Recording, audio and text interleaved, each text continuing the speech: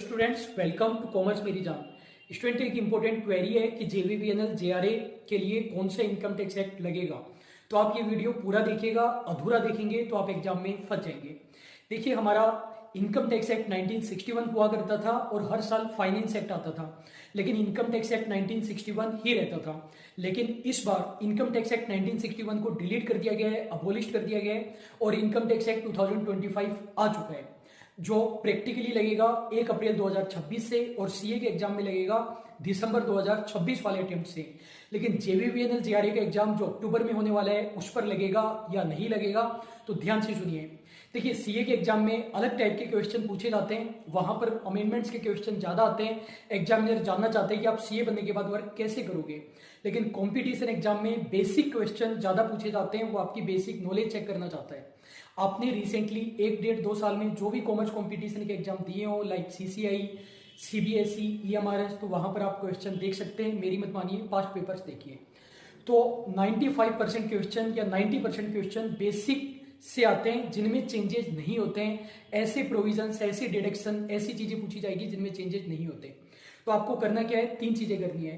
पहली बात, टैक्स के बेसिक प्रोविजन जो भी आपने 2 साल 3 साल पुराने पढ़े हो, 90 से 95% क्वेश्चन वही आने।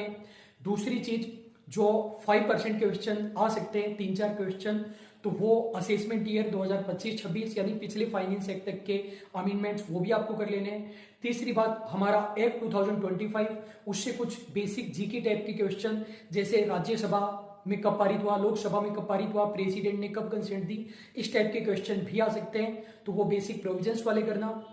5% क्वेश्चन के लिए 2025-26 असेसमेंट ईयर तक के अमेंडमेंट्स। तीसरी बात, एक्ट 2025 के कुछ बेसिक जीके टाइप के क्वेश्चन, ये आपको करके जाने हैं। स्टूडेंट ये हमारी ओपिनियन है और इसी बेसिस पर हम कराने वाले हैं। वो 2 प्रकार के न्यू वीडियो जाने वाले हैं, 2025-26 तक के अमेंडमेंट और एक्ट 2025 से रिलेटेड कुछ इंपॉर्टेंट बातें। अब स्टूडेंट देखिए होता क्या है कि हम इस वैकेंसी को कंटिन्यू चलाते हैं, पूरी साल पढ़ाते हैं, लेकिन बहुत सारे इंस्टीट्यूट की अब वैकेंसी आ गई तो अब आपको बहुत सारे इंस्टीट्यूट देखने को मिलेंगे। 100, 150, 200 इंस्टीट्यूट इस वैकेंसी को चलाएंगे और स्टूडेंट को खींचने के लिए, कोर्स सेल करने के लिए स्टूडेंट को डराया जाता है अलग अलग चीजों के नाम पर। तो आपको ऐसे डराया जाएगा कि पुराना एक्ट मत पढ़ो, नया एक्ट पढ़ो, नए एक्ट से क्वेश्चन आएंगे। तो दिक्कत ये नहीं है कि नया एक्ट नहीं पढ़ना, नया एक्ट यदि आप पढ़ भी लोगे ना तो भी आपको पुराना वाला पढ़ना ही पढ़ना पड़ेगा। आपको पुराने वाले भी 50-60 घंटे की क्लासेज देखनी पड़ेगी, नई वाली भी देखनी पड़ेगी, क्योंकि नए वाले से वो जीके टाइप के क्वेश्चन पूछेगा। तो ये आपको डिसाइड करना है कि आपको किस प्रकार से पढ़ना है। स्टूडेंट आपकी और भी कोई क्वेरी हो तो यहाँ भेज सकते हैं।